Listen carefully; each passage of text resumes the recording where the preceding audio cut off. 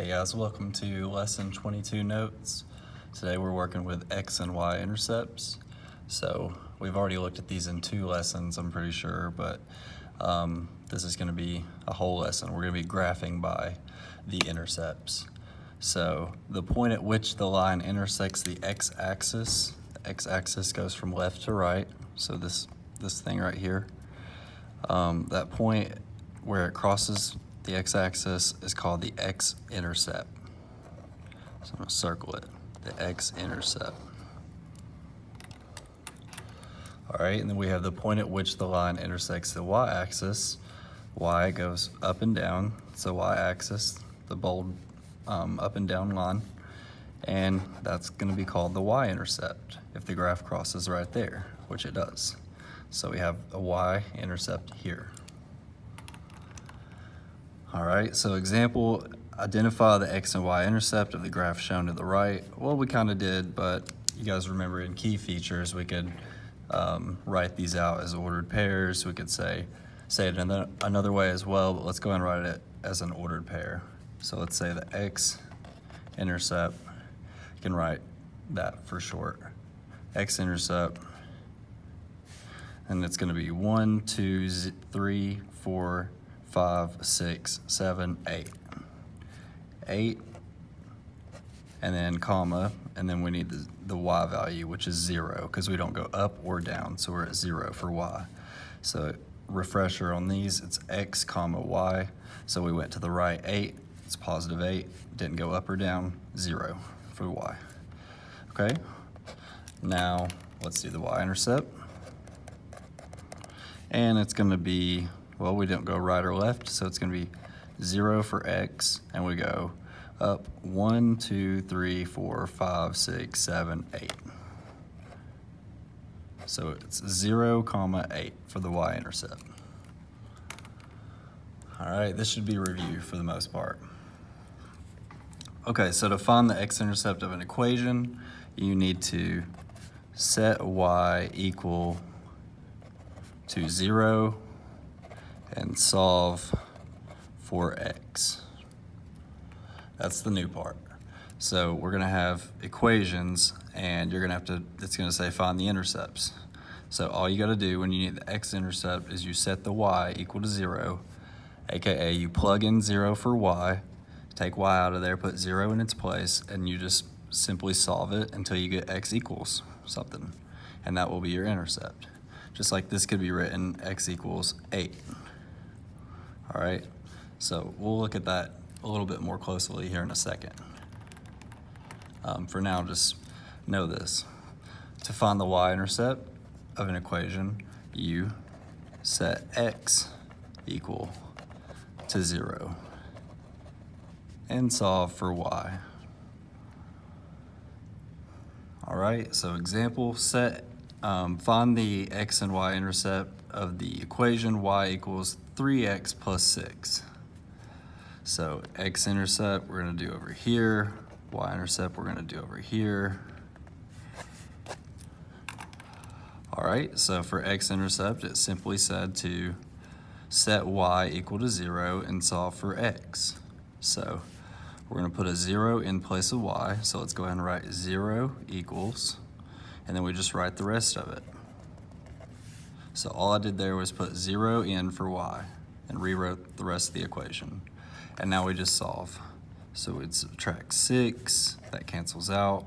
You get negative 6 equals 3x, divide by 3, and x equals negative 2. So you could write it like that, or negative 2, comma 0. All right, so y-intercept, we're gonna do kind of a similar thing, except we're gonna set x equal to 0 and solve for y. So let's do that. All that means, again, we're just gonna plug in 0 for x right there. We're gonna take that x out, we're gonna put a 0. That would be 3 times x, so it's gonna be 3 times 0. So let's rewrite it. Y equals 3, let's put 0 in parentheses. All right, so y comes down, equals 3 times 0 is 0, plus 6, y equals 6. So you could write it like that, or you could write 0, 6. okay? So it's not that bad. It's really not. So I'll do another one. Y equals negative x plus 5. So for x-intercept, I'm gonna set y equal to 0, like so. And let's go ahead and subtract 5, put it over here, it cancels out. Negative 5 equals negative x. Well, we could multiply both sides by negative 1, cancel out those negatives, because a negative times a negative is a positive. So 5 equals x. So this one's gonna be 5, 0. All right, so you go ahead and do the y-intercept. Remember, all you gotta do is set x equal to 0 when you want the y-intercept.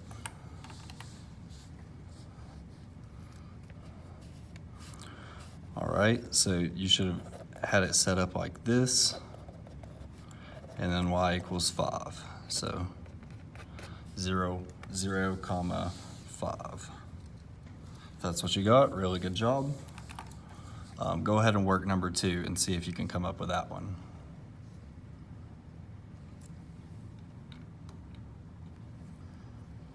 I'm gonna do my x-intercept over here, y-intercept over here. So for x-intercept, you simply make y 0. 0 equals 1/2 x minus 8. For y-intercept, you make x 0. So anytime 0 is multiplied by anything, it's going to be left with 0. So I'm just going to go to write y equals negative 8, because 0 times 1/2 would be 0. So let's add 8 over here. Cancels out. We got 8 equals 1/2 x.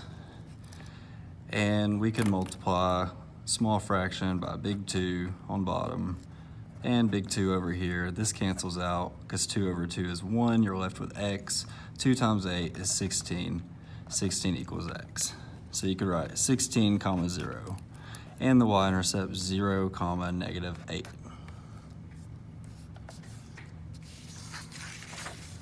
All right, real quick, I'm gonna do graphing by intercepts.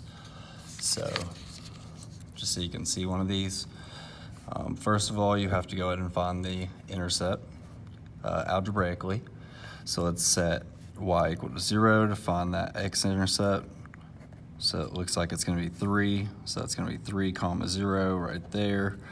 All right, so you could write it like this as well for the x-intercept. I'm going to do y-intercept in another color. So for y-intercept, you set x equal to 0. So y equals 3, or 0, 3. So it's going to be 1, 2, 3. All right, and now what you have to do, so we can draw that, we can connect that. But that's not all you want. This would go on forever. It's a continuous graph. Therefore, we have to figure out what slope this is and keep it going for at least 2 or 3 more points. So you have to plot at least 3 more points on each graph. So it looks like it's going up 1, 2, 3, and it's going left, so I know it's negative. 1, 2, 3. So that's a -1 slope. So it's going down 1, over 1, down 1, over 1, down 1, over 1, or we could say it's going up 1, left 1, up 1, left 1. All right, so you go to graph it like that. Once you get a couple of points on there, and then you can make your arrows, because this is, again, a continuous graph.